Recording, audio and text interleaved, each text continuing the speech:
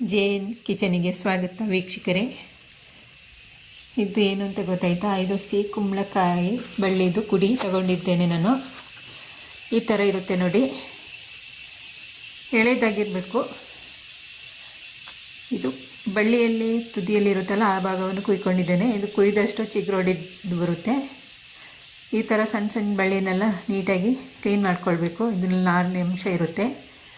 ಇದನ್ನೆಲ್ಲ ನೀಟಾಗಿ ಕ್ಲೀನ್ ಮಾಡ್ಕೊಳ್ತಾ ಇದ್ದೇನೆ ನಾನು. ಹೊಸದಾಗಿ ವಿಡಿಯೋ ನೋಡುವವರು ಸಬ್ಸ್ಕ್ರೈಬ್ ಮಾಡಿಕೊಂಡು ವಿಡಿಯೋ ವಾಚ್ ಮಾಡಿ, ನಿಮ್ಮ ಫ್ರೆಂಡ್ಸ್ ಫ್ಯಾಮಿಲಿಗೆ ಶೇರ್ ಮಾಡಿ. ವಿಡಿಯೋ ಇಷ್ಟ ಆದರೆ ಲೈಕ್ ಮಾಡಿ. ಈ ಥರ ಎಲ್ಲವನ್ನು ನಾನು ಕ್ಲೀನ್ ಮಾಡ್ಕೊಳ್ತಾ ಇದ್ದೇನೆ. ನೀವು ಒಮ್ಮೆ ಸಿಕ್ಕಿದರೆ ಈ ಥರ ಒಮ್ಮೆ ರೆಸಿಪಿ ಮಾಡಿ ನೋಡಿ. ತುಂಬ ಸಿಂಪಲ್, ಏನು ಟೇಸ್ಟಿನೂ ಅಷ್ಟೇ ಚೆನ್ನಾಗಿರುತ್ತೆ.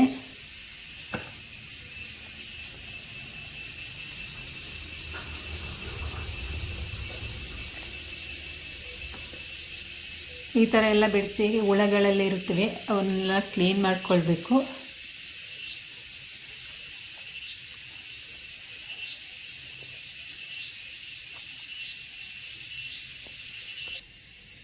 ಕ್ಲೀನ್ ಆದ ನಂತರ ಈ ರೀತಿಯಾಗಿದೆ ನೋಡಿ.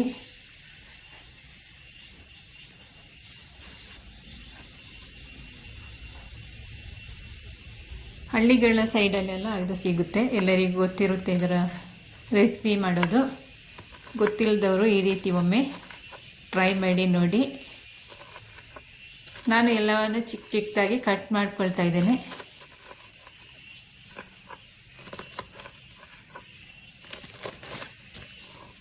ಇದರ ಬೆನಿಫಿಟ್ ಅಂದರೆ ನಮ್ಮ ಕಣ್ಣಿನ ಆರೋಗ್ಯಕ್ಕೆ ತುಂಬಾ ಒಳ್ಳೆಯದು, ನಮ್ಮ ದೇಹಕ್ಕೂ ಒಳ್ಳೆಯದು. ಮಕ್ಕಳಿಗೂ ಮಾಡಿಕೊಡಿ ನೀವು ಸಿಕ್ಕಿದರೆ. ವೆಜಿಟೇಬಲ್ ಕರಿ ಜೊತೆನೂ ಇದರ ಸೊಪ್ಪನ್ನು ಹಾಕ್ಬೋದು.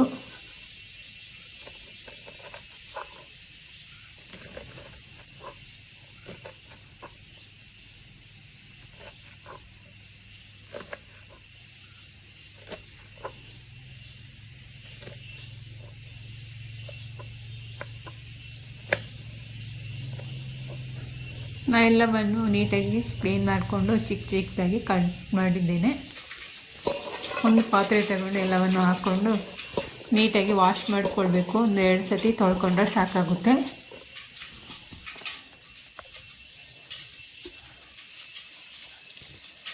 ಕ್ಲೀನ್ ಆದ ನಂತರವೂ ತೊಳ್ಕೊಳ್ಬೋದು, ಆಮೇಲೆ ಕಟ್ ಮಾಡ್ಬೋದು. ನಾನು ಕಟ್ ಮಾಡಿ ಆದ ನಂತರ ತೊಳ್ಕೊಳ್ತಾ ಇದ್ದೇನೆ.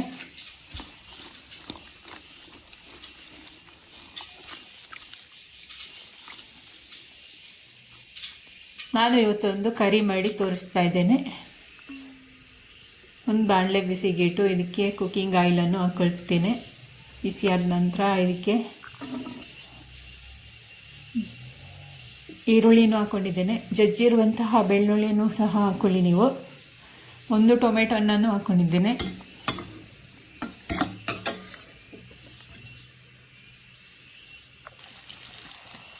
ನೀಟಾಗಿ ಫ್ರೈ ಮಾಡಬೇಕು. ಇದು ಹಸಿ ಬೇಡಿಗೆ ಮೆಣಸಿನಕಾಯಿ, ಖಾರ ಇಲ್ಲ, ಅದರಿಂದ ನಾನು ಹಾಕ್ಕೊಂಡಿದ್ದೇನೆ. ಮಕ್ಕಳಿಗೆ ಕೊಡೋದಾದರೆ ನೀವು ಸ್ಕಿಪ್ ಮಾಡ್ಬೋದು.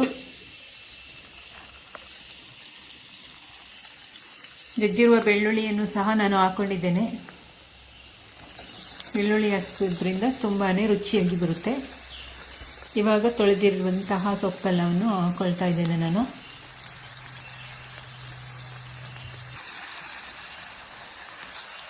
ರುಚಿಗೆ ತಕ್ಕಷ್ಟು ಕಲ್ಲುಪ್ಪನ್ನು ಸಹ ಹಾಕ್ಕೊಂಡಿದ್ದೀನಿ. ಒಂದು 1/4 ಚಮಚದಷ್ಟು ಅರಿಶಿಣದ ಪೌಡರನ್ನು ಸೇರಿಸ್ಕೊಂಡಿದ್ದೀನಿ ನಾನು.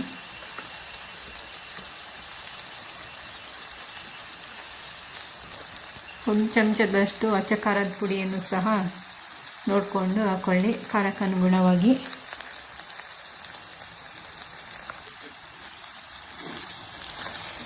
ಎಲ್ಲವನ್ನು ನೀಟಾಗಿ ಮಿಕ್ಸ್ ಮಾಡಬೇಕು.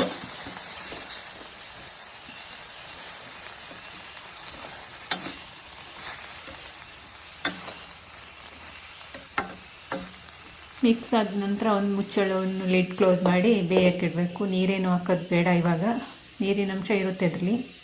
ಮಸಾಲೆಗೆ ನಾನು ತೆಂಗಿನಕಾಯಿ ಪೀಸಸ್ಸನ್ನು ತಗೊಂಡಿದ್ದೇನೆ. ಒಂದು ಅರ್ಧ ಚಮಚದಷ್ಟು ಜೀರಿಗೆ ತಗೊಂಡಿದ್ದೇನೆ. ಒಂದು 2 ಚಮಚದಷ್ಟು ಧನಿಯಾ ಪೌಡರನ್ನು ತಗೊಂಡಿದ್ದೇನೆ. ಇದು ಜಾಸ್ತಿ ಏನು ಮಸಾಲೆಗಳು ಬೇಕಾಗಿಲ್ಲ. ಇದು ನೈಸಾಗಿ ಪೇಸ್ಟ್ ಮಾಡ್ಕೊಳ್ತೇನೆ ನಾನು.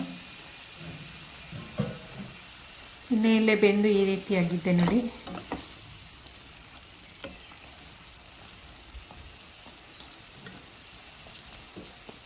ಇವಾಗ ರುಬ್ಬಿರುವಂತಹ ಮಿಕ್ಸ್ ಮಾಡಿರುವಂತಹ ಮಸಾಲೆಯನ್ನು ಹಾಕೊಳ್ತಾ ಇದ್ದೇನೆ.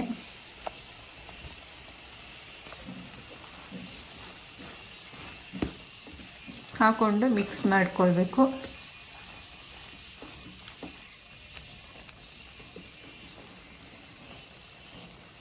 ನಾನು ಮೊದಲೇ ತೊಗರಿಬೇಳೆಯನ್ನು ಬೇಯಿಸಿಟ್ಕೊಂಡಿದ್ದೇನೆ, ಅದನ್ನು ಸಹ ಆ್ಯಡ್ ಮಾಡ್ತಾ ಇದ್ದೇನೆ. ನೀವು ಬೇಕಾದರೆ ಬೇರೆ ಕಾಳುಗಳನ್ನೆಲ್ಲ ಬೇಯಿಸಿ ಹಾಕ್ಕೊಳ್ಬೋದು.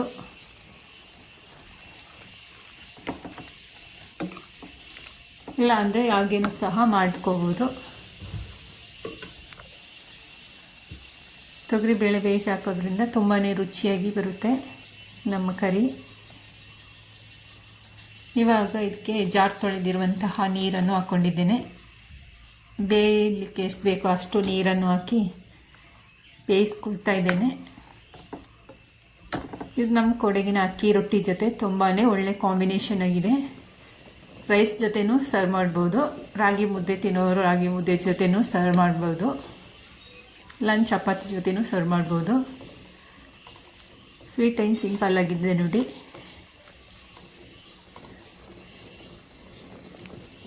ಫೈನಲಿ ರೆಡಿ ಆಯಿತು ನಮ್ಮ ಕುಂಬಳಕಾಯಿ ಸೊಪ್ಪಿನ ಕರಿ. ನಾನು ಅಕ್ಕಿ ರೊಟ್ಟಿ ಜೊತೆ ಸರ್ವ್ ಮಾಡ್ತಿದ್ದೇನೆ. Thank you for watching. ಎಲ್ಲರಿಗೂ ಬಾಯ್.